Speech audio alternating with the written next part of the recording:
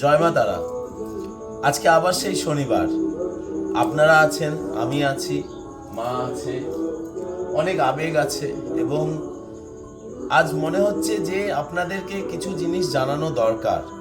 পুরো ঘটনাটা আপনাদের জানা দরকার, কারণ আপনারা সাথে আছেন, আপনারা এখানে আসছেন, পুজো দিচ্ছেন, মায়ের টানে আসছেন, মা জাগ্রত হয়েছে, তাই এই জায়গাটা কিন্তু এরকমভাবে একটা সম্পূর্ণতা পেয়েছে।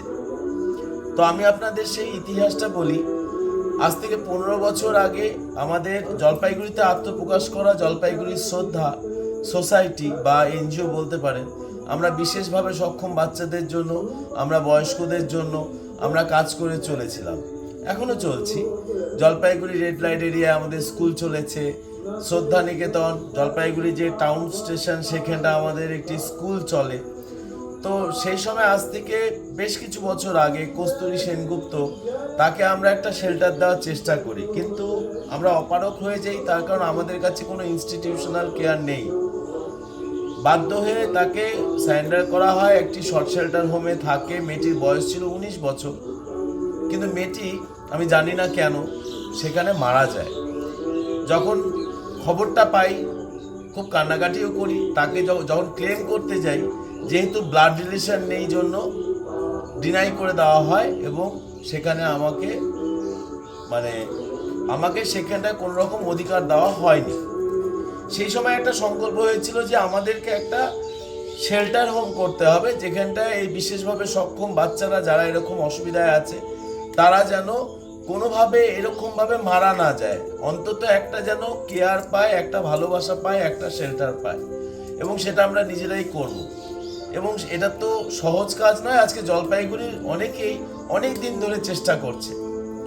তো কিন্তু মায়ের কৃপায়, এটা মায়েরই ইচ্ছা ছিল যে ব্যাংক লোন করে হলেও এই জমিটা কিন্তু 5 বছর আগে কেনা হয়েছে। তার কারণ হচ্ছে এখানে আশ্রম হবে ওদের জন্য, বয়স্ক লোকের জন্য, এবং সেই আশ্রম শ্রদ্ধারই অঙ্গাঙ্গিক অংশ শ্রদ্ধাশ্রম। এবং শ্রদ্ধাশ্রম মেন্টাল হেলথ, স্পিরিচুয়ালিটি এবং ফিজিক্যাল হেলথ নিয়ে কাজ করবে এবং বা করছে, এবং তার মূল উদ্দেশ্য হচ্ছে এই চ্যারিটি কাদের জন্য, এই বিশেষভাবে সক্ষম বাচ্চাদের জন্য, এবং সেই সমস্ত বাবা মা যাদেরকে দেখার লোক নেই, যাদেরকে হয়তো বাড়ির থেকে বেরিয়ে যেতে হচ্ছে, তাদের জন্য যেন শেল্টারটা হয়।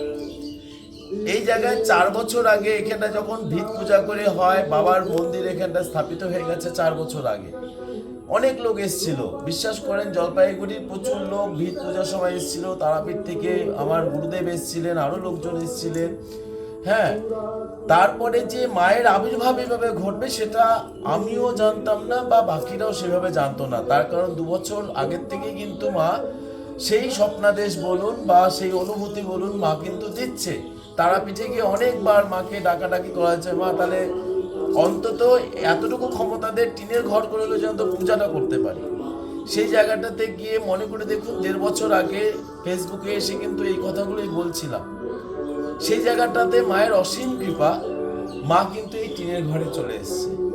এবং আমরা কিন্তু বিশ্বাস করুন একবারও বুঝতে পারিনি যেখানটায় মায়ের এত ভক্ত আসবে, মায়ের টানে আসবে এবং মা সবাইকে এইভাবে ডাকবে। সেই জায়গাটা ভেবেছিলাম যে একটা টিনের ঘর, আস্তে আস্তে পুজো হবে, পুজো করবো, আস্তে আস্তে লোক জানবে, হবে আশ্রম, হবে শ্রদ্ধাশ্রম, হবে শ্রদ্ধা, যার এই শাখা প্রশাখা, স্কুল, আশ্রম, একটি মন্দির এবং তারা মায়ের মন্দির, পুজো হবে, সেভাবে চলবে। কিন্তু মা এখানে জেগে উঠেছে, অনেক লোক মাকে যা বলেছে, অন্তর থেকে মাকে ডেকে এখানে ফল পেয়েছে। তারা 3 বার 4 বার 5 বার করে এসেছে। মা প্রত্যেককে আশীষ দিয়েছে, মা প্রত্যেকের মনোবাঞ্ছা পূর্ণ করেছে।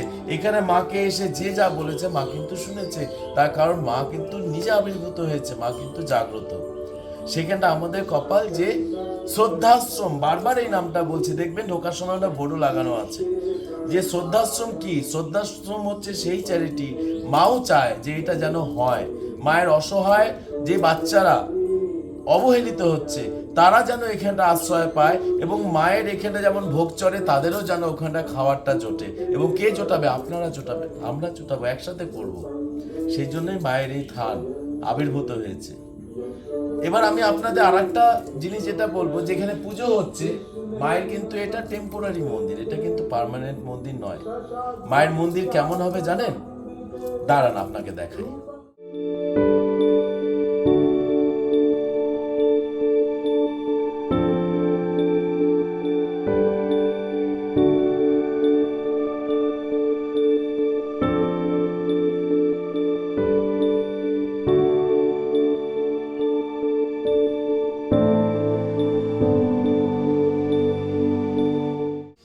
যেমন ছবিতে দেখলেন, মায়ের মন্দিরে ঢোকার সময় এই যে সামনে যে জায়গাটা দেখছেন, এখানটায় কিন্তু মায়ের আসল মন্দির হবে। সেই আটচালা মন্দির, তারা মায়ের মন্দির যেরকম হয় অনেক উঁচু, সেই আটচালা মন্দির তারা মায়ের হবে।